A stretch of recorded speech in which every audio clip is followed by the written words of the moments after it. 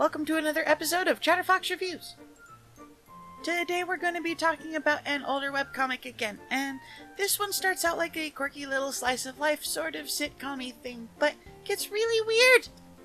That's right, we're talking about Furthia High, a cute little webcomic made by Kitthesoulless about a human high school student trying to fit in a school and a world where humans have gone extinct, replaced by anthropomorphic animals like me. So, let's first talk about the central cast, and then we'll get into the plot of it, shall we? Oh, and to give people an idea of how old this one is, Furthia High posted its first page in June of 2005. That's almost 16 years ago! Wait. Aw. That means Furthia High is older than I am! Oh well. First up in the cast is Kale, the only human in existence in a world populated by fuzzies like me. I can sort of relate to this one.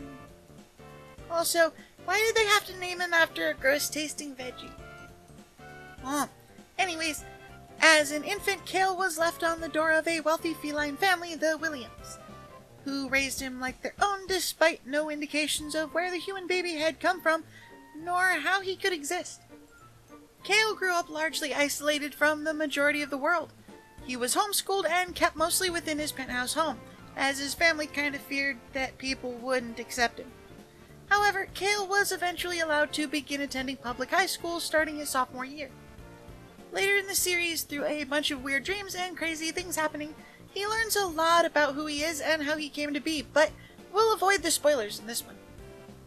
Up next is Kale's best bud, Bruce, who is a pudgy little red fox guy who is a major dork. But he's a lovable dork, so it's okay. Bruce has always been a little off, being both odd and extroverted even as a young child. Growing up with a single father who was often away working or out clubbing, Bruce was left to his own devices most of the time. Combine that with the fact that his dad spoils him silly when he's around, it kinda led Bruce to not only retain his strange mindset and behavior, but also enhanced it to a point of extreme obnoxiousness. A phrase many people use to describe Bruce is unpleasant to be around. He is a very strange and spontaneous person, often bursting into random tirades about the first thing that pops into his head to any stranger walking past him, or sometimes just to himself. Bruce is also very forward and blunt about his own beliefs, and he's also not afraid of informing somebody how he feels or thinks concerning them or their actions in the rudest and loudest of ways possible. It's really no surprise that this has led to much verbal and physical abuse of the Red Fox throughout the years, even at the hands of some of his friends. Although none of it really seems to stop him from being obnoxious. Bruce isn't all bad though, if you're able to stand him long enough to find out. At his core, Bruce does value his friends and will try to help them when they truly need it. Although whether this help will actually end up being a good thing is kind of subjective. Anyways, while he won't be regretful or apologetic for any of the problems he causes, he at very least will try to keep from repeating them in the future for the sake of his friends. Also, remember how I said he was a huge dork? Yeah, his interests range from drawing comics to watching soap operas to playing fantasy RPGs online. Additionally, Bruce is heavy into live-action roleplay or LARPing. He often imagines himself as Lord Redtha, a barbarian warlord that roams a wild and untamed land filled with rival warriors and ferocious creatures to slay and conquer. You've got to be kidding me.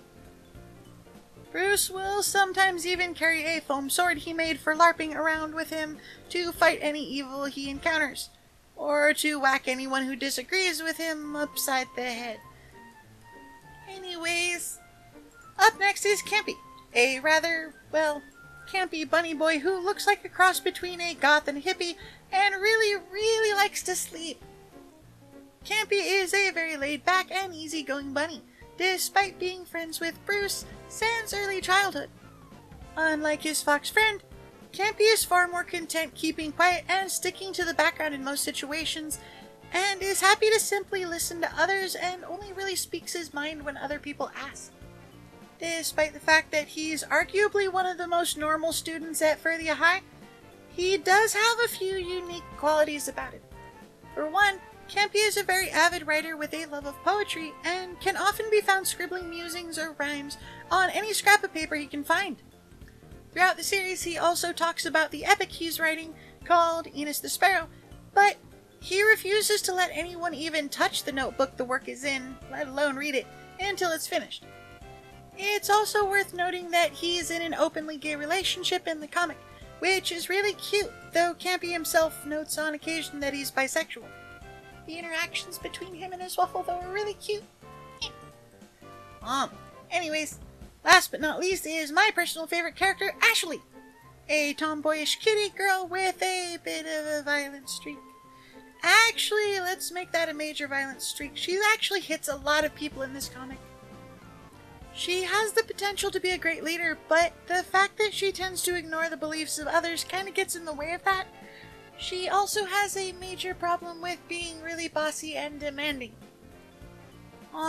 Ashley has a bit of a temper, and it comes out as a violent streak, particularly aimed at people like Bruce when they do something stupid.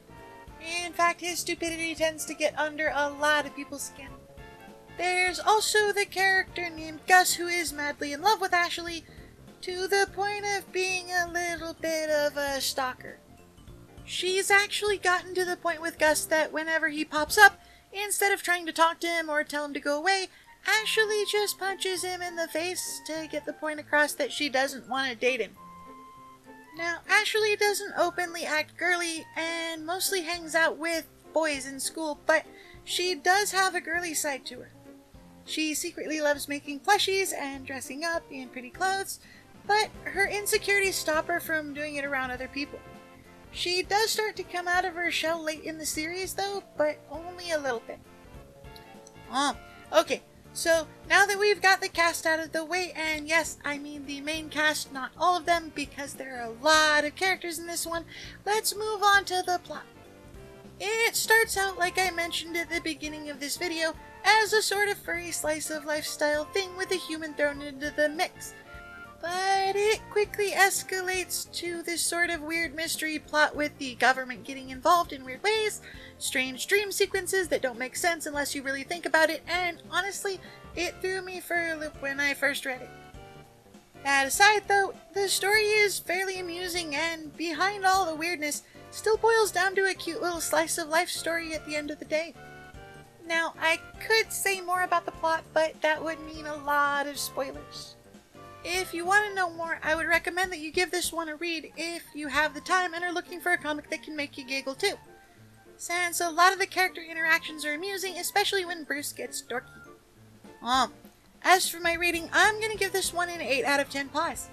It gets a little too strange in some parts and can sometimes be hard to understand without going back over a page or two, but overall it's a good story. But anyways, until next time, bye! Oh yeah, I want to show our patrons some love too because they're awesome. Their contributions help us to afford all the neat stuff we use to record. So thank you. And if you want to become a patron too, you can click the link down in the description. You'd really be helping the channel out and you'd get a couple nifty goodies too. Anyways, if you made it this far in the video, then yay, you're amazing. By the way, subscribe. Please don't make a foxy beg.